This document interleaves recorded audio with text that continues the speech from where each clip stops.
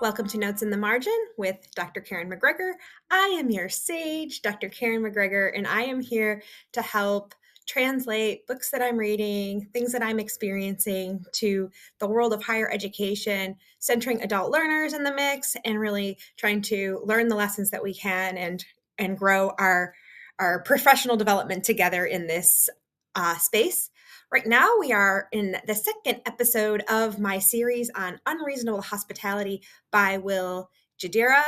If you have not read this book, it's a great read. You can go for it. I'm linking it down in the comments, but know that you don't have to read this book to be ready for this Before episode. We jump into new concepts today, I want to talk about the last episode. Session 1, we really talked about what it meant to be unreasonable, redefining it. It's not about being difficult. It's about holding yourself and others maybe to a higher standard. So today we're going to zoom in on a core idea from the book, the difference between service and hospitality, because you can deliver great service and still miss the hospitality experience. So let's define the difference. For service, I feel like this is a situation where you get what you're needed, but hospitality goes a little deeper, and I think you feel seen. So service would be efficient, accurate, complete, and hospitality would be emotional, relational, and memorable. So you can have perfect service and still have a cold experience. Service is what you do, and hospitality is how people feel. So, to bring this back to higher education is designed to provide services to students. And the services to students are usually designed to help them go through the processes that they need to complete their degree requirements and graduate. So, some processes might be the FAFSA, checking and registering for classes, following their degree program, graduation audit, and ultimately graduation. In the meantime, we have systems in place to track all of this. And so the systems might be CRMs, alerts, nudges, and we may even create interventions when we see somebody falling off track with the goal of getting them back on track. And that's important.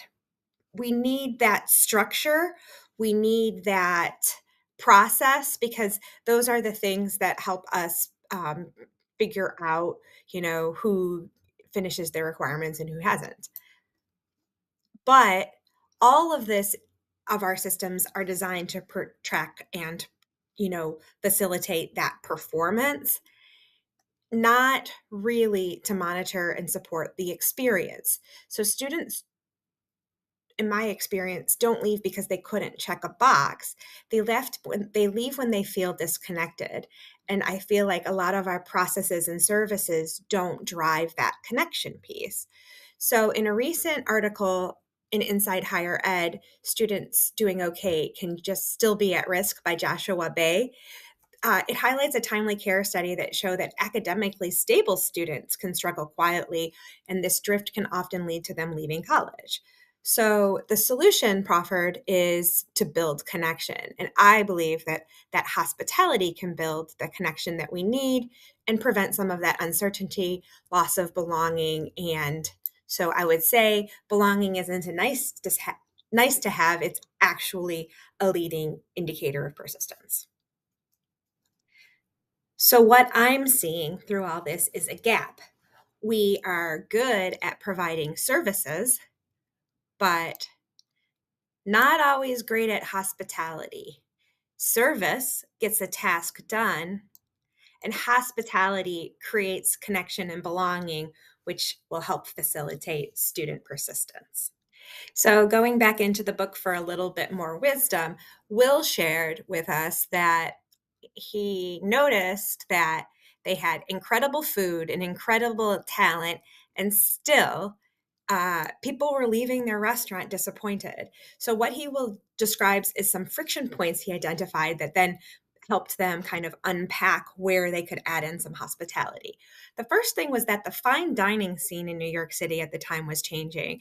Younger people who lived in the city didn't really want that fussy fine dining experience of their parents' generation with white gloves and everything coming out crisply and all that type of stuff. They wanted something a little bit more exciting and a little bit more modern take on it.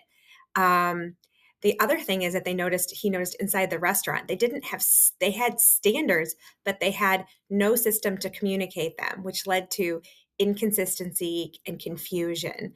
And then they also had some operational breakdowns. They had too many seats. They had too much volume, which means their kitchen couldn't keep up, which meant that this people were waiting, which means by the time everybody left, they were frustrated and unhappy, even if they had the yummiest dinner of their lives.